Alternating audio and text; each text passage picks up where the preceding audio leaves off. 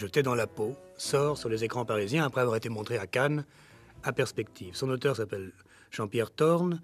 On va évidemment parler du film. Il est là, il est en face de moi. Pour le présenter un peu, c'est assez drôle. On ne se connaît pas, donc on vient de prendre connaissance l'un de l'autre. Disons qu'il faut faire un sacré bond en arrière, quasiment 20 ans.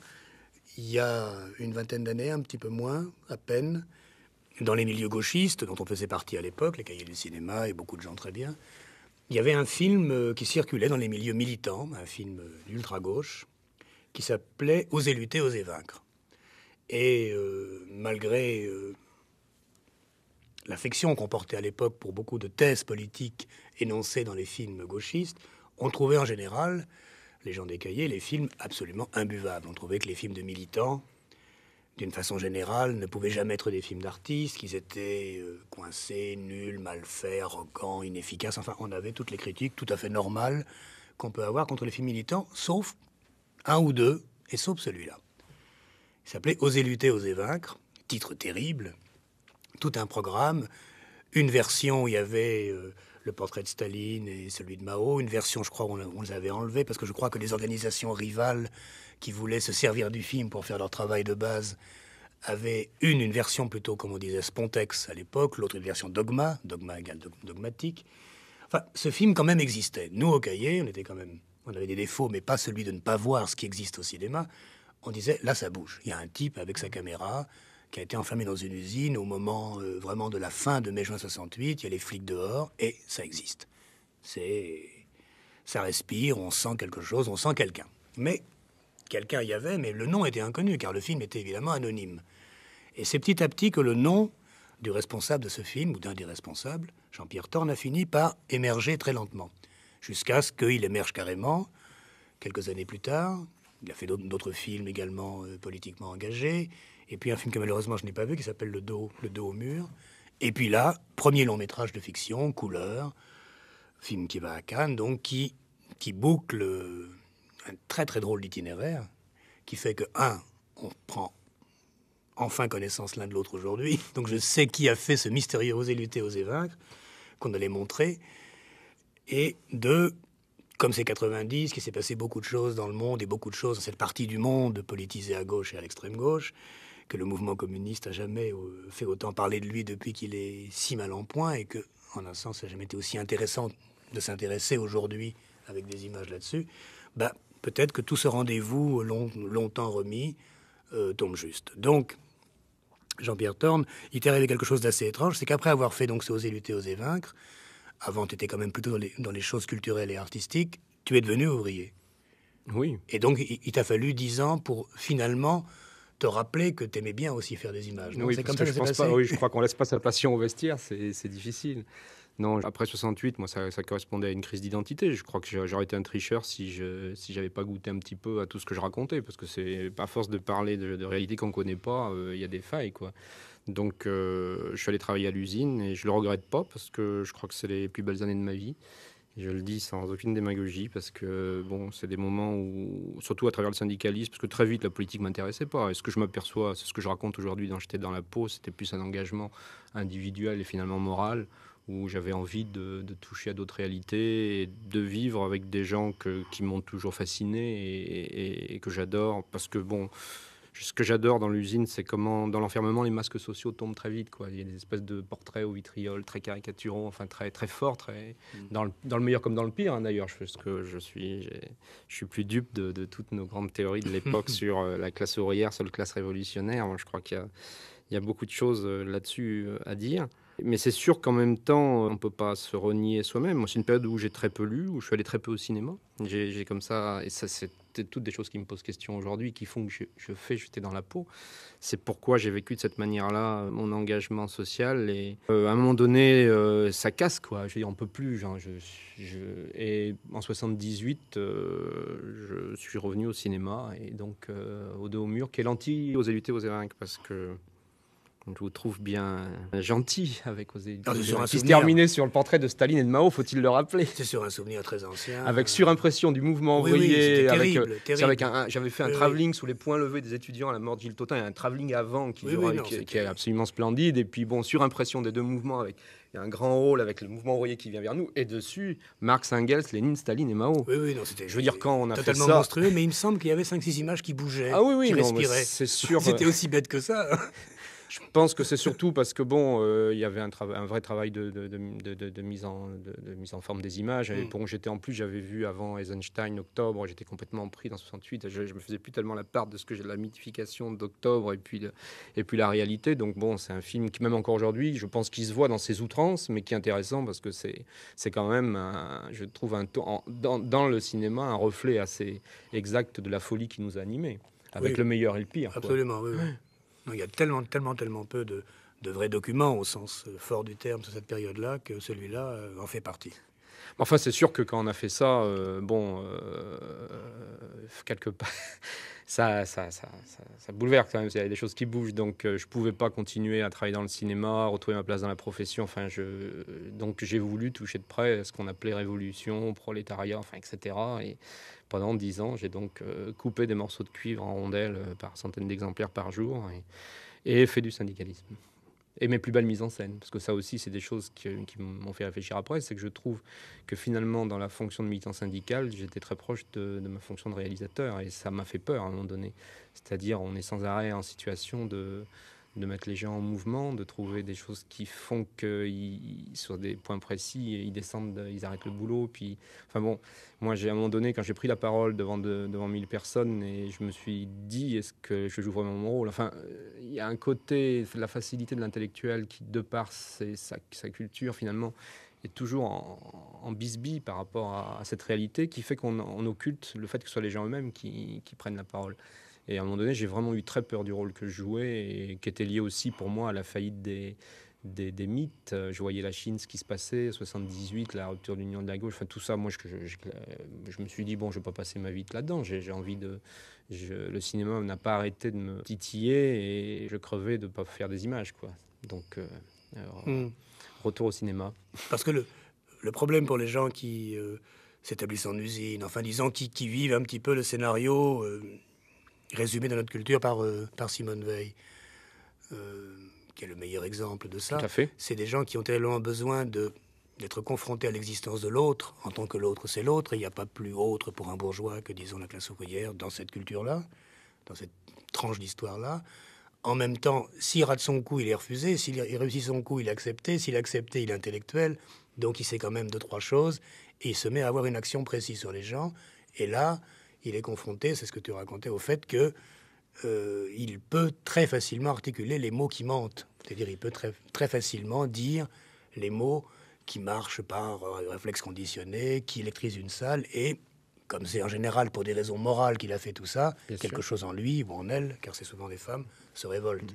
Et c'est un petit peu ça qu'il y a dans tout à fait, c'est le personnage de Jeanne dans le film. Nous, voilà. on a pensé beaucoup à Simone Veil. Enfin, bon, d'ailleurs, avec Solveig Don-Martin, on a vu toute une série de films sur Simone Veil. On a beaucoup pensé, même dans la coiffure qu'elle a à la période d'usine, les manteaux qu'elle porte sont les manteaux de Simone Veil. Enfin, pour nous, c'était une figure. On a vu Europe 51 de Rossellini pour se nourrir aussi de ce personnage. Ces personnages qui vivent sans arrêt dans cette espèce d'absolu, de don à l'autre, mais qui en fait est un immense orgueil à vouloir soit entraîner les autres dans ses fantasmes et dans sa folie et dans ses rêves d'une société absolument juste et où on passe du royaume de Dieu au royaume marxiste avec une facilité déconcertante.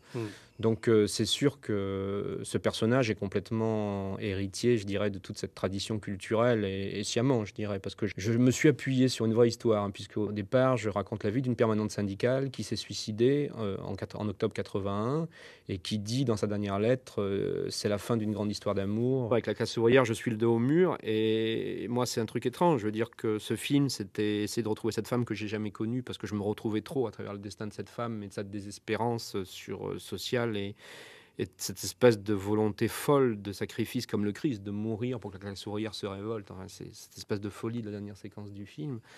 À partir de là, j'ai eu de cesse. Je savais que la suite du Dos au mur serait ce film-là. C'est-à-dire, j'y travaille en fait depuis 83. C'est-à-dire, j'ai mis 7 ans à arriver à monter la production parce que c'est un projet fou d'un bout à l'autre, vu le nombre de gens que ça met en route, la quantité de fric pour faire les décors, enfin les costumes, enfin tout, j'en passe. Mais c'est vrai que c'était un projet sur un premier long métrage complètement cinglé et que même le tournage lui-même a été tributaire de ce vent, de ce Mistral marseillais.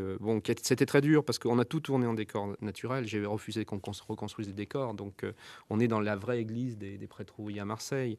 On est dans des vrais HLM des années 50 qu'on a dû aménager, trouer comme un gruyère pour faire passer les caméras. Bon, tout ça a coûté du fric, à mobiliser des équipes de décorateurs. J'ai eu la chance de travailler avec Florence Best qui m'a fait travailler sur la déco absolument, enfin pour moi, formidable. À travers cette histoire, moi, je voulais surtout éviter de perdre ce qui était mon fil conducteur, c'est cette relation très, très forte que j'ai à cette femme et à faire le portrait de cette femme dans ses contradictions les plus, j'allais dire, les plus intimes, et éviter que le social l'emporte. C'est ça le paradoxe, c'est de rester sur une histoire individuelle, alors qu'en fait, tout est derrière, c'est tout un énorme portrait, une énorme fresque historique. Mais je ne voulais pas du tout que la fresque passe en premier plan. Ce qui m'importe, c'est de tout vivre à travers les aléas, les ruptures, les contradictions de cette femme, parce que c'est ça qui m'intéresse, au fond. C'est pourquoi elle est là, pourquoi elle a besoin d'être là, et comment, à travers cette soi-disant énorme altruisme, il y a en fait un orgueil incommensurable à vouloir savoir mieux que le monde où est son bonheur et à vouloir entraîner le monde dans sa mise en scène et dans sa folie. Et comment ça, finalement, est porteur de l'enfermement. Parce que là où le film aussi, je crois, enfin bon, et peut-être... en tout cas, j'ai d'espoir nouveau par rapport à ce qu'on a pu faire sur le sujet jusqu'à présent, c'est d'arrêter simplement de simplifier. C'est pas seulement les mauvaises institutions, le problème, il est bien au-delà. C'est pourquoi nous avons eu besoin de ces institutions, pourquoi on s'y est réfugié, avec combien de plaisir.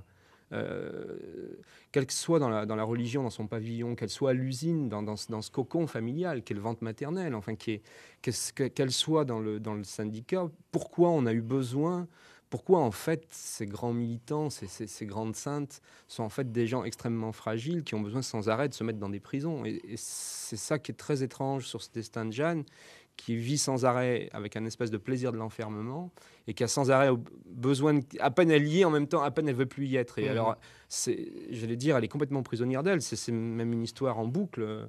Elle refait toujours les mêmes conneries, finalement à travers des termes différents.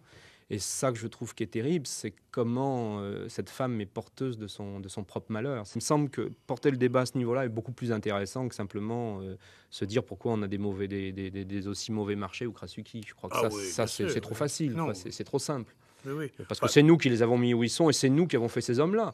Et moi, ce qui m'intéresse dans le film, ce qui me fascine, c'est par exemple le personnage qui est incarné par Philippe Clévenot, ce personnage du secrétaire de cellule, qui est un personnage complètement dans le pouvoir, dans la séduction, dans même le machisme au début du film, enfin bon, et puis qui s'installe de plus en plus dans cette espèce qu'on appelle l'évêque, enfin qui même au niveau de son corps devient de plus en plus décharné, une espèce de l'ombre de lui-même, et qui ne peut trouver d'issue à sa folie que dans la boisson, et qui dans les dernières scènes, et combien de militants haut placés de la CGT, sans parler des petits cadres de base, sombrent aujourd'hui dans cette espèce de désespérance où l'être trouve soif à ce besoin de rupture, à ce besoin de fuite en avant, dans la boisson et dans une autodestruction. Et ce qui est peut-être moi plus terrible d'ailleurs ce film, mais j'ai presque peur, après le film me dépasse et j'ai presque peur de là où il m'amène, c'est ce que je touche là du doigt, c'est comment finalement la militance ou la sainteté en fait, est un comportement complètement suicidaire, quoi. Cette espèce de soif de l'être à se brûler,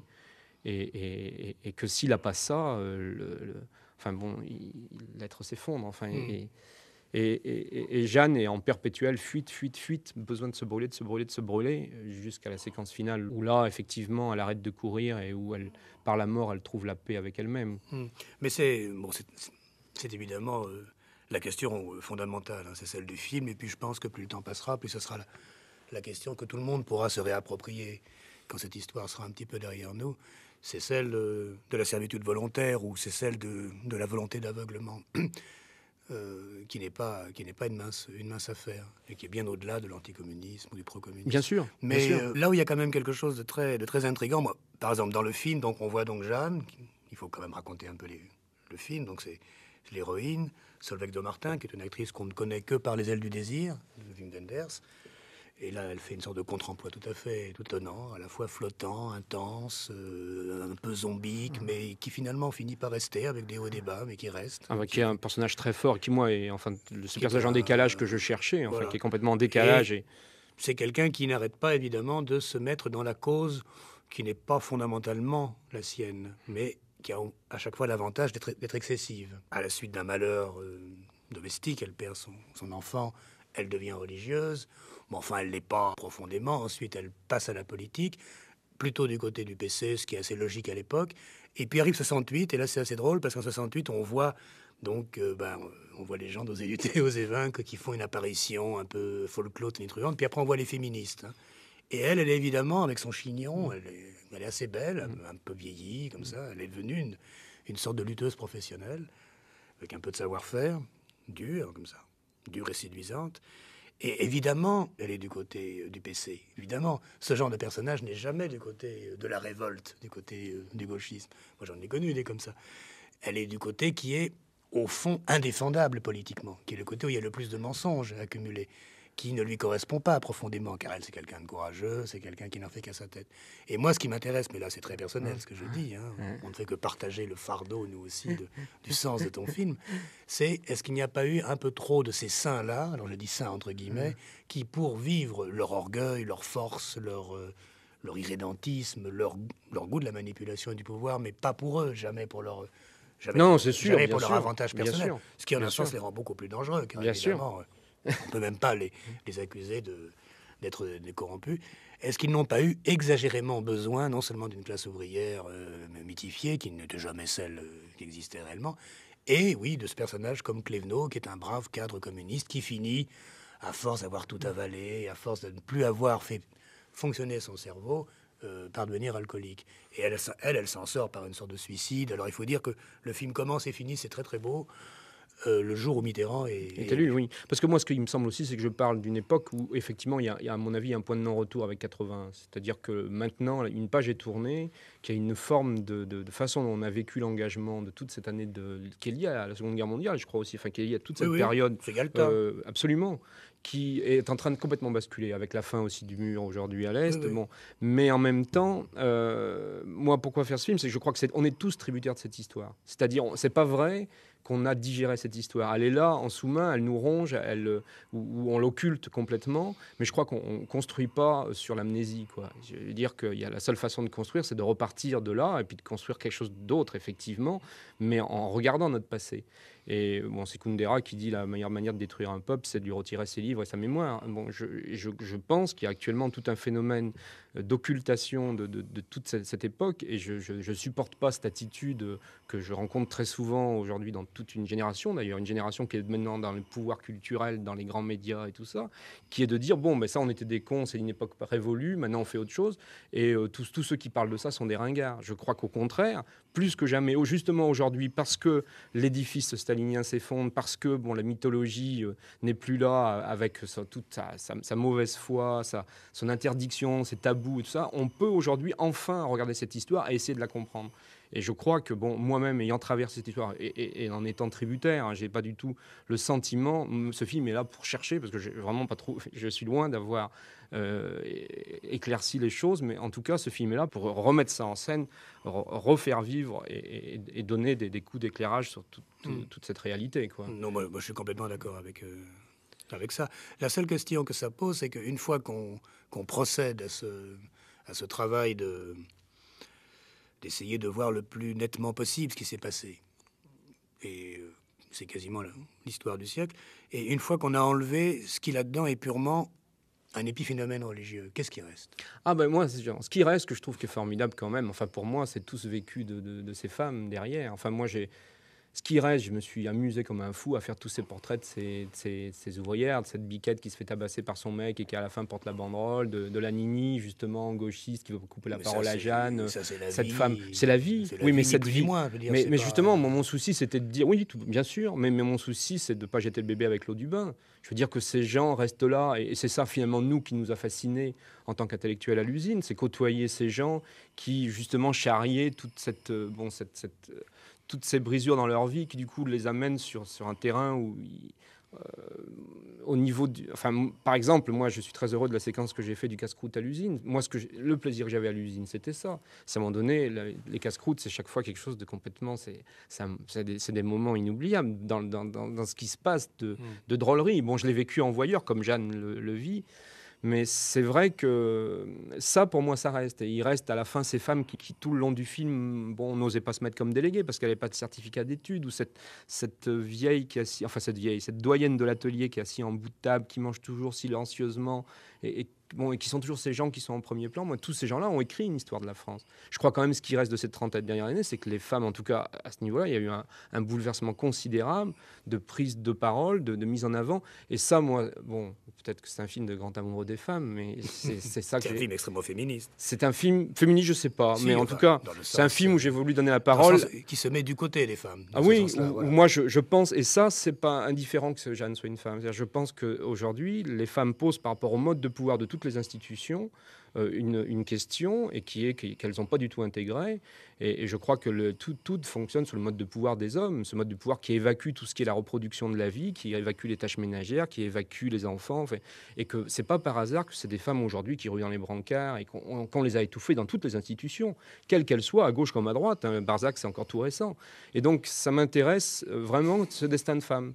Parce que je trouve que là, c'est vraiment de la dynamite par rapport à tout le jeu social, par rapport à 30 années de la gauche, par rapport à ce que sont les caricatures que sont devenues le PS et le PC aujourd'hui. Pour moi, Jeanne, ça joue un peu, je dirais, comme une fable brechtienne. J'ai à travers un personnage aussi haut en couleur, avec toutes ses contradictions, avec ses ratés, c'est même elle-même, sa part d'oppression qu'elle porte quand elle vire sa copine gauchiste en 68. J'ai le sentiment, à travers les contradictions de cet être, d'avoir une capacité de remettre en scène, à travers un personnage, toute une histoire sociale, mais en même temps en gardant la richesse de ce personnage et sans épuiser, sans avoir aucune mission, parce que je ne sais pas trop. Finalement, j'ai presque peur même du sujet que je suis en train de réveiller. Oui. Mais c'est ça qui est fascinant, je trouve, pour un cinéaste, c'est de pouvoir s'immerger dans un sujet qui soit tellement fort, qui vous résiste, et que finalement, je cours toujours derrière la réalité de Jeanne. C'est un drôle de film parce qu'il est mené avec une très grande vigueur. Surtout au début, il y a comme ça une sorte d'évidence plastique très, très impressionnante. Bon, voilà quelqu'un qui s'est filmé. Puis après, on se dit, oh là là, moi je me suis dit, il se coltine à quelque chose qui est très difficile, mais presque pour des raisons de bon sens, hein, c'est très difficile de faire consister un personnage qui se définit par la croyance. Tu dis que tu es allé revoir Europe 51 de Rossellini avant de faire le film, c'est un film qui n'a pas marché. En général, les films qui... c'est un grand film, mais... parce que, et ça je crois que là c'est profondément un ressort de l'idée même de spectacle, le spectateur s'identifie toujours à un personnage qui n'en sait pas trop, enfin qui est flottant, mais qui ne dépend pas d'une autre instance. Voilà. C'est-à-dire que s'il y a un personnage qui est, disons, pris entre sa croyance politique ou religieuse, Dieu, et puis le spectateur de l'autre côté, et que le personnage regarde trop du côté de Dieu, de Dieu ou de la classe ouvrière, disons le pickpocket de Bresson, voilà, pour prendre un très grand film, le spectateur va être vexé. Et c'est très difficile pour le cinéaste de dire, on va quand même la créer comme personnage, donc ça veut dire qu'il faut qu'elle soit un peu surprenante. Oui, mais justement, elle est géniale pour ça. Quand les religieuses, elle ne peut pas s'empêcher de reprendre Jeanne jetée dans la peau pendant qu'elle tapote, qu'elle clapote les pieds dans sa... de même à la fin du film aussi... en général, quand elle fait chanter le permanent dans la réunion, parce qu'elle veut qu'un militant syndical fasse la basse, je veux dire, elle est complètement à côté de ses pompes. Enfin, une vraie responsable ne ferait pas ça, mais elle ne peut pas s'empêcher du plaisir de jouer. Et moi, ce qui me plaît dans le personnage de Jeanne, c'est que aussi derrière sa croyance, sans arrêt, l'humain ressort. C'est une incorrigible gamine. Et ça, je trouve, ça, Solveig m'a tout à fait rendu ça. Et ça, je trouve ça intéressant. Oui. Non, mais c'est pas dire que le film s'attaque à quelque chose qui est réellement difficile, qu'on pourrait caricaturer comme ça, c'est que le public aime bien que le personnage croit en lui le public. D'ailleurs, il aime bien être celui qui va finir par dire, voilà, c'est tel personnage, il est comme ça, il croit à ci, il croit à ça. Et c'est toujours très difficile, et les plus grands cinéastes se sont attaqués à cette question qui m'a toujours passionné. C'est une question de scénario, d'énonciation, etc. De dire, voilà un personnage, vous n'en saurez pas tout, car il y a une part maudite. Il y a une part qui vous échappera à vous comme spectateur, vous n'avez pas le... On peut pas, on n'a pas le droit, on ne sait pas, on ne peut pas rentrer dans une certaine zone. Et c'est des personnages âcres, résistants, et souvent difficiles, parce qu'il faut les faire revenir à travers le temps, à travers les costumes, le temps qui passe, etc. Il faut que ce soit toujours le même, et en même temps, qui semble également dans la vie. Alors justement, c'est des gens qui veulent être tellement dans la vie pour la fuir. Donc il y a un problème, et le problème adjacent à ça, évidemment, c'est de transformer les autres, qui eux se contentent de vivre, en personnages un peu folkloriques. Donc c'est ça pour dire, non pas les écueils dans lesquels tu serais tombé, mais les problèmes que tu as dû avoir à écrire ce scénario. Oui, tout à fait. Non. Et puis bon, moi aussi, ce qui m'a intéressé, enfin dans la mise en scène que j'ai fait, c'est sans arrêt de renvoyer la fiction à l'absence de fiction, c'est-à-dire sans arrêt jouer un film qui soit en instabilité. Je parle de la mort. Je parle de la mort d'une part d'une génération qui accouche de Le Pen. C'est quand même ça pour moi le fond du problème. Je parle d'une femme qui se flingue. Et je ne peux pas faire des formes lisses et une histoire bien racontée et jolie. En fait, ce qui est très étrange, je m'en aperçois maintenant, c'est que je peux me fondre dans aucun des personnages. Le public ne peut se mettre vraiment totalement dans aucun des personnages. Tous, tant qu'ils sont à un moment donné, ont quelque chose d'insupportable ou quelque chose on peut pas, quoi. Ils ne tiennent pas, on peut pas le... Et moi, ce qui m'a aussi beaucoup intéressé, c'est de renvoyer sans arrêt les comédiens à l'absence de comédiens, c'est-à-dire de sans arrêt jouer sur un espèce d'instabilité où je fais le jeu de Solveig opposé à des ouvrières, puisque beaucoup de mes rôles sont joués par des femmes qui ne jouent pas, qui font ce qu'elles sont dans la vie, où j'essayais... sur le plateau, de les mettre en confiance et de créer un dispositif qui fait qu'elles aient cette spontanéité que moi je trouve formidable, parce que justement elles évitent de tomber dans la caricature. Et moi, pour ma part, enfin les scènes que je préfère dans le film, c'est celle du vestiaire où il y a cette copine qui veut lui casser la gueule, et tout ce qui se passe dans les femmes à ce moment-là, et aussi leur lâcheté, parce que c'est quand même ça que je montre dans cette séquence, et toute la scène aussi du casse-croûte, justement, où Jeanne essaye de les convaincre de se présenter comme déléguées, où elles sont plus préoccupées de savoir si elles vont acheter l'oiseau que Marguerite est en train de vendre dans l'atelier et qui finalement va s'échapper, que les chefs courent sur une échelle pour essayer de ramasser, qui sont le comique du quotidien. Et moi, ce qui m'a intéressé, c'est sans arrêt de faire un film, en quelque sorte, qui renvoie à l'absence de film, enfin qui renvoie à la réalité sans arrêt. Je dirais, c'est presque un film où sans arrêt, je casse une narration classique en essayant de garder une espèce de polyphonie. Même la musique est sans arrêt écrit une autre histoire que l'image. Enfin, je sais pas si oui, bien sûr. Tu as noté sans arrêt, parce que mon souci, c'est finalement de faire une espèce de polyphonie, de collage de choses. Et moi, ces collages sont très élaborés parce que j'y vois complètement des filiations, mais c'est au spectateur de le trouver sans arrêt, de les mettre en situation. Quand je termine la scène où elle va quitter l'église, c'est ce fameux meeting stalinien où les enfants reprennent cette ode des années 53, Maurice et ma chair et mon sang, qui est d'un opéra qui a été joué à la Mutualité, qui s'appelle Celui de France que nous aimons le plus, sur une musique de Cosma. Les plus grands intellectuels ont complètement plongé là-dedans. La chanson qu'ils chantent quand ils dansent, à nous la joie, à nous l'amour, c'est une musique d'Honegger, sur des paroles de Paul Vaillant-Couturier, mais musique Arthur Honegger. Donc elle, quand elle signe dans ce meeting, et qu'elle signe de son nom de jeune fille, Jeanne Rivière, en très gros plan, et qu'après je récupère à l'usine où elle a coupé ses cheveux, je la retrouve ouvrière enchaînée à sa machine dans le plaisir, c'est ça le paradoxe, dans le plaisir de l'enfermement, je rentre vraiment comme un coup de poing où la signature aboutit à ce visage sur sa machine, parce que la vraie filiation, elle est là, mais sans arrêt. Le film avance comme ça par bonds successifs. Oui, bien sûr. Oui. Et moi, c'est ça qui m'intéresse, c'est de créer ce kaléidoscope, cette façon d'aborder les choses de manière discontinue, parce que la continuité, c'est au public de la créer. C'est de créer chacun sa continuité. Parce que je crois, et c'est un des problèmes clés auxquels on est confrontés en tant que créateurs. Et en ce sens, moi, je crois qu'il y a complètement une filiation avec Oser lutter ou Le dos au mur, si on le voit, parce qu'on fait toujours le même film, finalement. Je crois que vraiment, c'est cette volonté de comment transformer dans une société qui vit sur le commerce, sur l'absence d'aspérité, sur l'absence de tension, comment réintroduire la tension et la contradiction de la vie, qui est la vie même, et comment trouver une forme qui force le spectateur à... Eisenstein dit ce saut extatique, ce saut qui fait sortir du fauteuil. et qui va de la sensation à l'intelligence, que je ne sépare pas, parce que j'essaye vraiment de faire un film charnel avant tout, un film qui peut émouvoir, mais qui touche la sensation, qui sans arrêt prend le spectateur en tenaille. Et c'est vrai que, je dirais, dans mon cinéma, dans ma démarche, il y a cette angoisse perpétuelle de faire un film qui dérange, quoi, qui est pas, à la limite, qui est pas beau. J'en ai rien quelqu'un que j'admire beaucoup, Richard Dindo, qui pour moi est un des plus grands cinéastes contemporains, dit des cinémas impurs. Bon, je cherche aussi dans mon cinéma à trouver une forme impure. Et je crois qu'on ne peut pas, à moins d'être un salaud, dans une société telle qu'elle est, avec la façon dont sans arrêt on veut enfermer le spectateur dans un sens a priori, où en fait le sens est avant l'homme, et l'homme on l'introduit dans un sens qui préexisterait, et où il n'a plus qu'à répéter sa leçon. Nous autres, il faut qu'on trouve une forme, et je ne dis pas que je l'ai trouvé, mais il faut chercher, il faut sans arrêt remettre notre travail sur l'établi pour trouver une forme qui garde cette capacité de mettre en mouvement, d'introduire une intelligence, de bouger, Et je pense enfin qu'on ne peut pas avoir un contenu comme je l'ai sans se préoccuper de ce problème de trouver une forme adaptée à ce contenu, quoi. On avait l'obsession sur le plateau du naturalisme.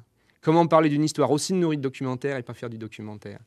Comment, en même temps qu'on raconte une histoire, pour chaque séquence, on a un classeur entier de toutes les photocopies, des photos de militants, comment ils étaient habillés, comment ils étaient coiffés, qu'est-ce qu'ils avaient au mur, comment étaient leurs meubles, la différence entre les meubles du militant communiste de Clévenot, par exemple, avec les meubles de l'ouvrière qui se fait tabasser par son mec. C'est déjà, à l'époque, en 50, c'est radicalement différent. Mais en même temps, comment, en partant de cette réalité, on arrive à la sublimer, on arrive à l'utiliser pour la vraie écriture qu'on veut avoir, qui est l'écriture de ce film, c'est l'écriture de ce souffle qui pousse Jeanne vers sa perte, qui la pousse vers sa destruction d'elle-même, et la destruction aussi de ceux qu'elle entraîne dans sa cause. Et moi, c'est bien ce que je lis aujourd'hui dans l'histoire du Parti communiste. Je veux dire, je vois un formidable gâchis humain qui a été construit sur cette générosité de tous ces hommes et de ces femmes, qui aboutit à cette espèce d'impasse historique, cette caricature, cette prison, qui éclate et qui s'effondre, fort heureusement. Mais derrière, je veux dire, si c'est pour revenir aux valeurs d'avant, alors à quoi ça a servi tout ce siècle d'histoire? On ne donnera pas la réponse en microfilm. Mais la question peut être sérieusement envisagée. Ce que je voulais dire en t'écoutant, c'est si on avait été italien, par exemple, toi et moi, peut-être qu'on aurait moins de problèmes à donner une sorte de figuration populaire, même drôle, même bâclée. Par exemple, on sait ce que c'est qu'un militant communiste dans le cinéma italien. Il y en a eu beaucoup, des drôles, des ridicules, des sérieux, des graves.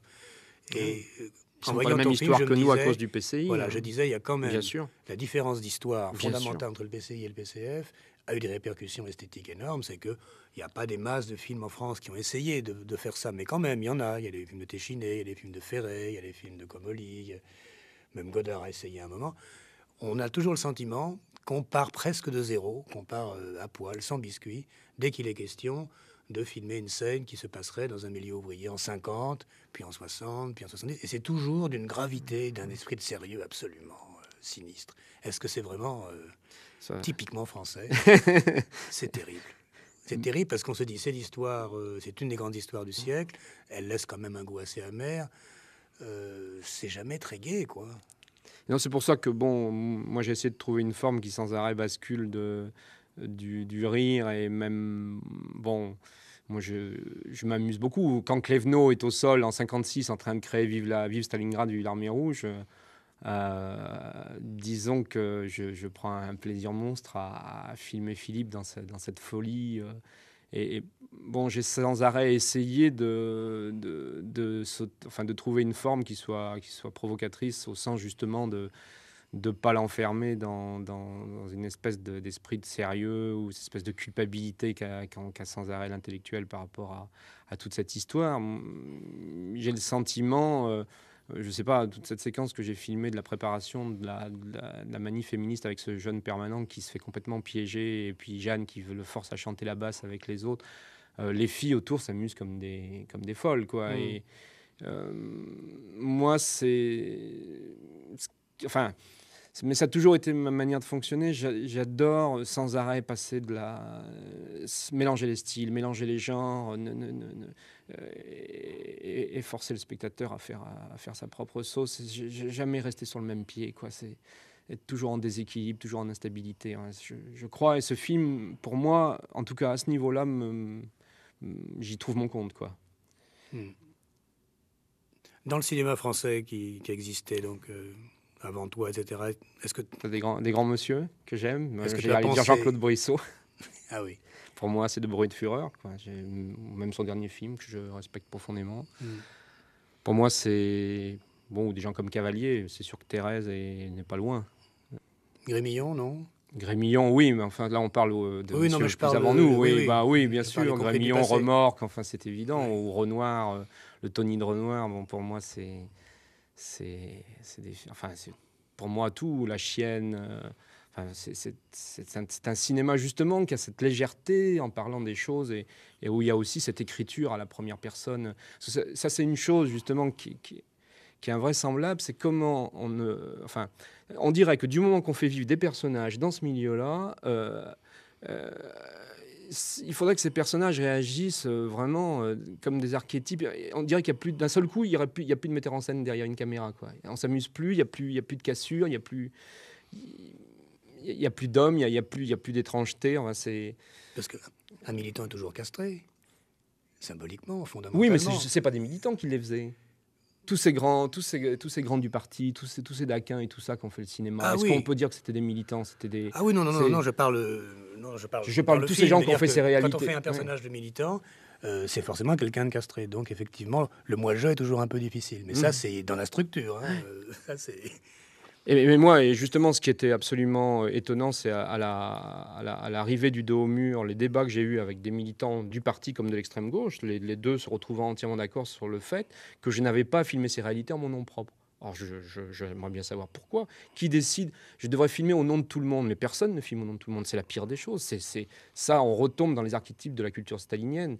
Or, j'ai vraiment le sentiment que aujourd'hui, la gauche, en tout cas dans sa façon de penser et dans les hommes qui, disons, pensent, enfin, entre guillemets, pour la gauche, on est loin d'avoir dépassé les archétypes staliniens. Ils sont toujours là, bien présents, et toute façon de faire, justement, où on a affaire à des créateurs qui se mouillent. Moi, je pense à Moretti en Italie, qui est pour moi un des plus grands, là aussi, des plus grands monsieur du cinéma. Enfin, ce dernier film bon. En ce moment, c'est le cinéaste le plus important. C'est évident. Et pour nous en France, c'est vrai qu'on n'a pas cette place-là, quoi. Et c'est quand même un vrai problème, parce que je revendique au cinéma le fait justement d'être en prise avec la vie et de jouer, et de nous renvoyer des formes qui bousculent et qui à leur tour... La force de Moretti, c'est que c'est un acteur. L'acteur-auteur a une sorte de liberté de mouvement qui lui permet d'aller très vite au cœur de l'action. On a plus de mal quand on fait un récit ou une fresque, je crois. C'est sûr, non, mais c'est sûr. Je crois que l'émission est terminée. D'après ce qu'on a pu juger... Jean-Pierre Thorne pourrait parler des heures de jeter dans la peau. Mais enfin, le sujet est tellement énorme et il est affronté avec un tel courage et une telle noblesse, une telle dignité, je dirais, qu'on ne peut pas lui en vouloir. Donc voilà, dans quelques jours, jeter dans la peau.